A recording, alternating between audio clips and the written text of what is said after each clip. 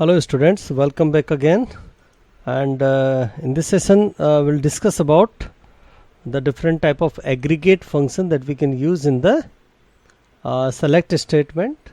So we are discussing right now about the database query using SQL, the unit 2 of the informatic practices, class 12th. Okay तो हम इसमें बात करते हैं, ठीक है। तो पहले हम देख लेते हैं कि कौन कौन से फंक्शन है। यहाँ पे मिनिमम है, मैक्स, मिनिमम के लिए मिन है, मैक्सिमम के लिए मैक्स है, ठीक है। एवरेज के लिए एवीजी है, सम और एडिशन करने के लिए आपको सम फंक्शन यूज़ करना है।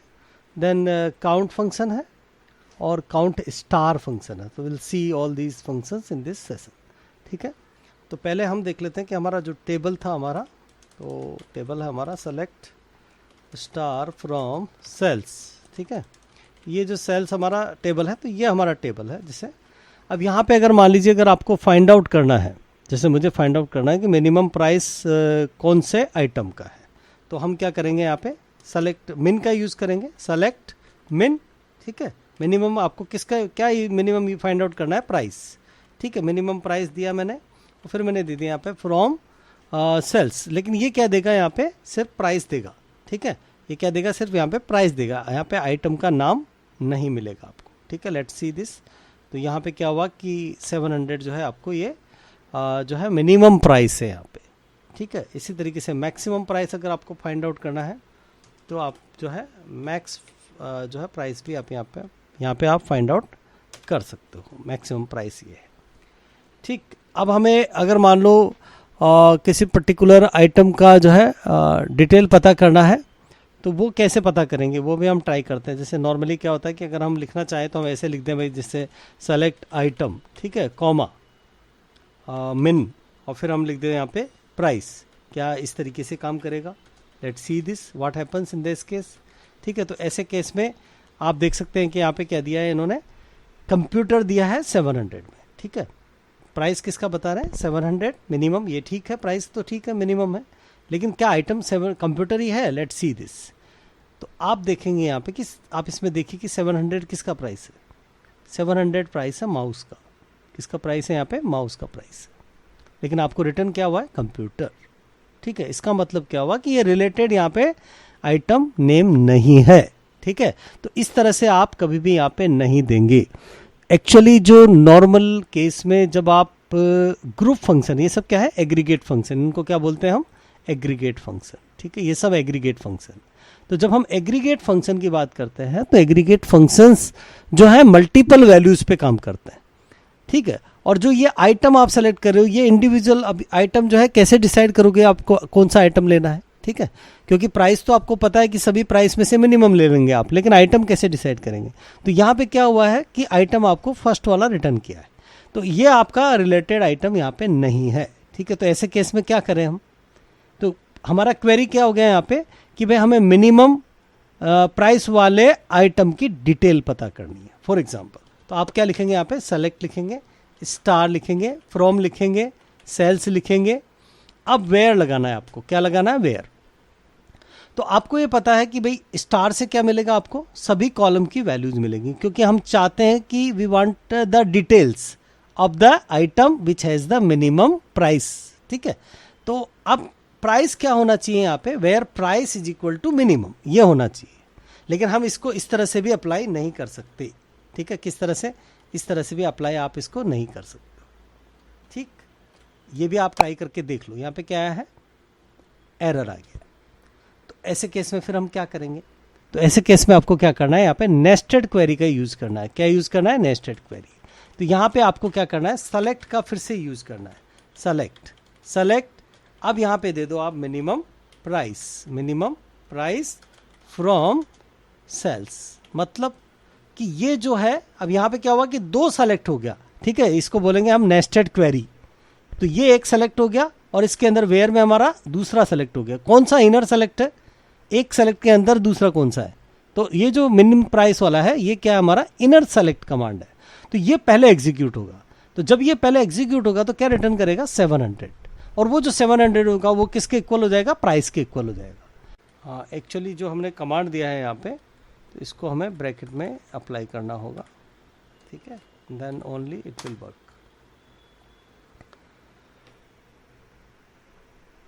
तो यहाँ पे आप देखेंगे कि हमारा जो प्रॉब्लम था वो क्या था कि जो सेलेक्ट इनर वाला दिया हमें, तो वो हमें एज ए कंपोजिट स्टेटमेंट हमको देना होगा, तो ब्रैकेट में आप इसको अप्लाई करेंगे तब जाके ये हमारा काम करेगा।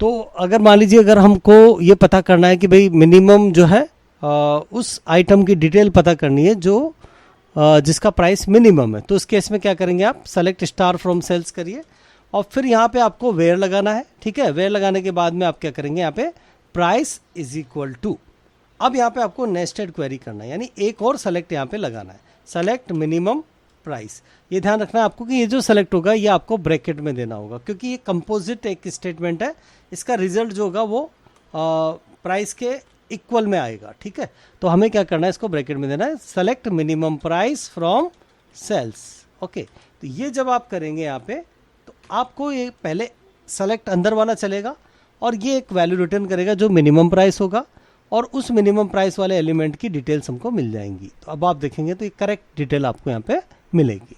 ठीक है, अब आप चाहते हो कि नहीं सर मुझे डिटेल नहीं चाहिए था, सिर्फ आइटम का नेम चाहिए था, तो फिर हम क्या करेंगे, यहाँ पे स्टार हटा देंगे, स्टार हटा के क्या लगा देंगे यहाँ पे से हम आइटम लगा देंगे। ठीक है, तो आइटम में उसका नेम आ जाएगा, आइटम लिख दिया, तो ये कॉलम आएगा सिर्फ। तो इस तरह से आप देखेंगे कि ये नेस्टेड क्वेरी हमारा अप्लाई हुआ है इस केस में। ठीक, so now we will discuss about the function sum average count. Okay, so ये हम डिस्कस करते हैं। तो अब देखो यहाँ पे क्या है कि आपको सम करना है, तो डेफिनेटली जब आप सेलेक्ट करेंगे सम लिखेंगे तो जो भी पर्टिकुलर कॉलम होगा उस कॉलम की सारी वैल्यूज को वो सम कर देगा। जैसे प्राइस है यहाँ पे, तो प्राइस फ्रॉम सेल्स। ठीक है, तो ये आपका जो है डायरेक्टली ये क्या हो गया, यहाँ पे सम हो गया। ठीक है, तो you will find this that it has given the sum of this. अब यहाँ पे क्या होता है कभी कभी कि जैसे आपको ये पूरा कॉलम नहीं लेना है तो आप वेयर लगा देंगे यहाँ पे, और वेयर में क्या होता है, वेयर क्या करता है, रोज़ को फिल्टर करता है, तो जितनी रोज़ होगी, जैसे वेयर सिटी, ठीक है, city is equal to Jaipur, तो ये फिर जयपुर के जो प्रोडक्ट्स हैं उनके ही सम देगा यहाँ पे। ठीक है, तो इस तरीके से आप देखेंगे कि we can use the sum also. तो सम फंक्शन जो है इस तरीके से आपका ये काम करेगा। अब एवरेज की बात करते हैं हम। ठीक है, तो जब हम एवरेज की बात करते हैं तो देखो क्या होता है इस केस में, सेलेक्ट एवीजी। तो एवरेज का कंसेप्ट क्या है यहाँ पे कि एवरेज का मतलब होता है कि हम कैसे फाइंड आउट करते हैं, पहले हम टोटल फाइंड आउट करते हैं, उसके बाद जितने नंबर ऑफ एलिमेंट होते हैं उससे हम डिवाइड करते हैं, दिस इज द वे। ठीक है, तो फ्रॉम सेल्स अगर हम ये लिखते हैं यहाँ पे तो इस केस में क्या होना चाहिए। ठीक है, तो यहाँ पे आया 21949, लेट्स सी, तो ये तो हमें पता है कि टोटल कितना है 2414000। अब यहाँ पे एक काम करते हैं, हम इसको काउंट भी करके देखते हैं। जैसे काउंट में लिखता हूँ काउंट स्टार, तो काउंट स्टार क्या करता है, this function is use to count the total number of rows. ठीक है, तो ये हमने लिखा है यहाँ पे काउंट स्टार फ्रॉम सेल्स, तो कितनी रोज है, टोटल 15 है। अब यहाँ पे हम एक काम करते हैं, इसको रन करके देखते हैं कि टोटल हमारा कितना आ रहा था। टोटल प्राइस था 241400। ठीक है, डिवाइडेड बाय 15 अगर हम करते हैं तो कितना आ रहा है 16093। लेकिन जब हमने एवरेज निकाला तो कितना आया है 21949। कितना आया है 21949। ठीक, अब यहाँ पे क्या हुआ, इसका मतलब कि ये जो है यहाँ पे जो डिवीजन है वो 15 से नहीं हुआ है, ये डिवीजन 15 से नहीं हुआ है। तो इस केस में क्या हुआ, देखो जब एवीजी लेते हैं हम, ये कंसेप्ट है यहाँ पे कि एवीजी जब हमने लिया तो जो प्राइस, अब एवीजी हमने किसका किया है यहाँ पे, एवरेज किसका लिया है, प्राइस का लिया है। ठीक है, तो जो एवरेज हम प्राइस का ले रहे हैं तो जो नल वैल्यूज है उसको ये काउंट नहीं करेगा डिवाइड में। ठीक है, तो कितनी नल वैल्यूज है प्राइस में ये भी देख लेते हैं हम। ठीक है, तो यहाँ पे लिखते हैं हम सेलेक्ट और फिर से हम काउंट करते हैं। अब किसको काउंट करते हैं हम, स्टार को काउंट कर लेते हैं। ठीक है, स्टार मतलब रोज को काउंट कर लेते हैं फ्रॉम सेल्स। अब वेयर लगा देंगे, यहाँ पे क्या लगा देंगे, वेयर। वेयर सॉरी, हमें क्या करना है एक्चुअली कि प्राइस को काउंट करना है एक्चुअली। तो काउंट हम करते हैं, अभी इसको छोड़ते हैं, हम वेयर को छोड़ते हैं और हम एक पर्टिकुलर कॉलम को काउंट करते हैं। ठीक है, प्राइस को काउंट करते हैं। तो प्राइस को जब आप काउंट करेंगे तो अभी हमने स्टार नहीं लगाया, अभी हमने क्या लगाया, प्राइस लगाया। तो प्राइस में जो काउंट होता है वो क्या करता है कि सारे प्राइस में जितनी वैल्यूज हैं उसको काउंट करेगा, नल को छोड़ देगा। ये क्या करेगा, यहाँ पे नल को छोड़ देगा।